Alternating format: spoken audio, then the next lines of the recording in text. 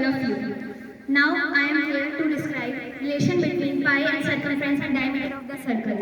First of all, I would like to tell you about the history of pi. History of pi. When pi is not discovered, but the wheel is discovered.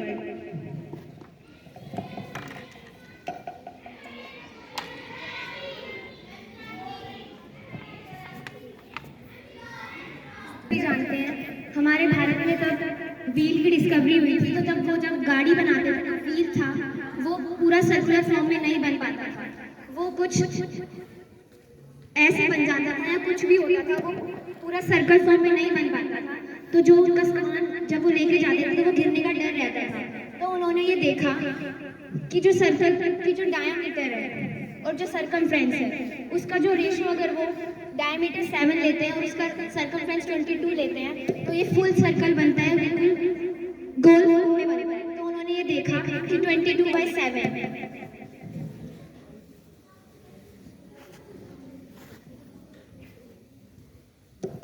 अगर ये ratio ली जाए तो जो circle है वो बिल्कुल ठीक form में बने। ये अपनी ऑब्जर्वेशन से देखा तो इसको बोला C/D, मतलब circumference divided by diameter. This is diameter and this is circumference. Circumference is the boundary of the circle and diameter is the longest radius. Radius, this is the point of, this is the center of this circle.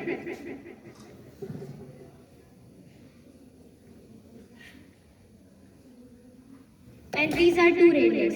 This means diameter is the combination of two radius. That is, diameter is equal to 2r. तो ये देखा गया कि अगर इसका ratio 22/7 लिया जाता है तो ये पूरा सर्कल बनता है, और जो ये है ये सभी सर्कल पे अप्लाई होता है, तो ये सेम और कांस्टेंट है, मतलब कि ये स्थायी रहता है। इसका मतलब अगर हम कोई भी सर्कल लें तो उसकी जो रेशो होगी सर्कमफ्रेंस और डायामीटर की वो 22/7 ही आएगी। Let's take some examples.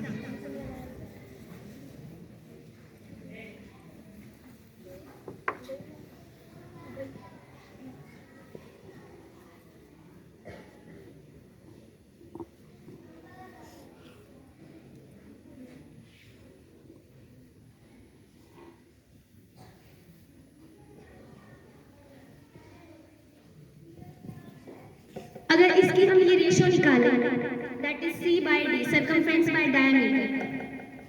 This is the circle and the circumference of this circle is 22 and the diameter is 7. That is same to this. Now in this circle the circumference is 44 and diameter is 40. By simplifying this,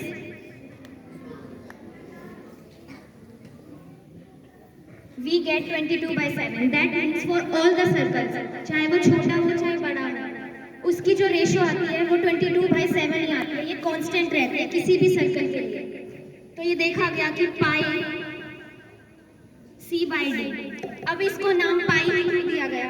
क्योंकि जो पाई है, जैसे कि English alphabet में 16th letter P होता है, ऐसे Greek alphabet में 16th लेटर पाई होता है। और ग्रीक में सर्कमफ्रेंस, जो एक सर्कल की बाउंड्री है, उसको बोला जाता है पेरीफेरी, और पेरीमीटर को बोला जाता है पेरीमेट्रोस। इसलिए इसको हमने पाई नाम दिया। दैट इज C/D, जो कि सभी सर्कल के लिए सेम होती है और कांस्टेंट होती है। और जो हम सर्कमफ्रेंस का फॉर्मूला पढ़ते हैं, दैट इज C = 2πr, वो भी इधर से ही डिराइव हुआ है। देखते हैं वो कैसे आया। जैसे कि मैंने बताया, D = 2r, means diameter is equal to 2 radius. Diameter is also known as the longest radius.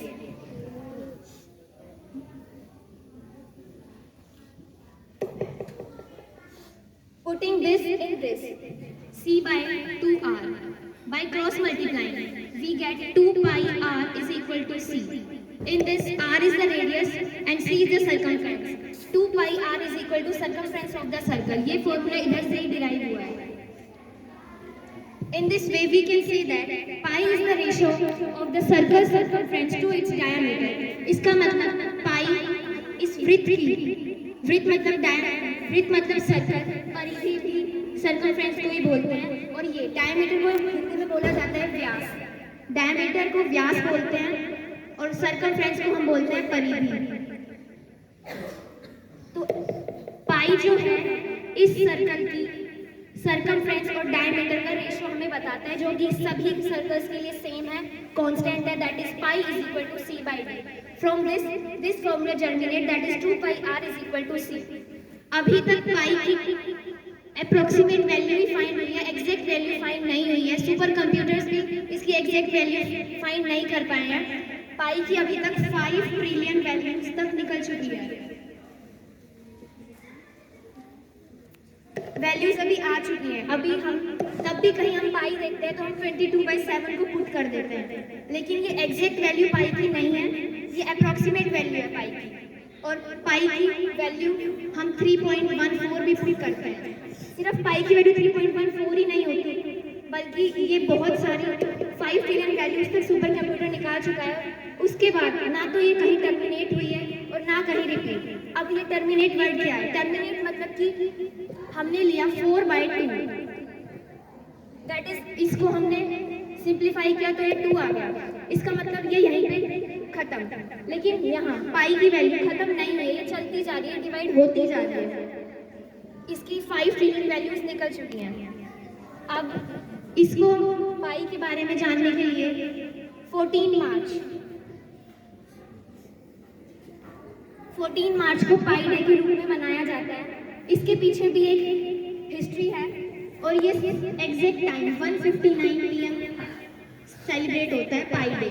इसका मतलब पाई की वैल्यू होती है 3.14159 और आगे भी 14 पहले मार्च 3rd महीना है हमारे जनवरी फैब में, ये 3rd, ये इसको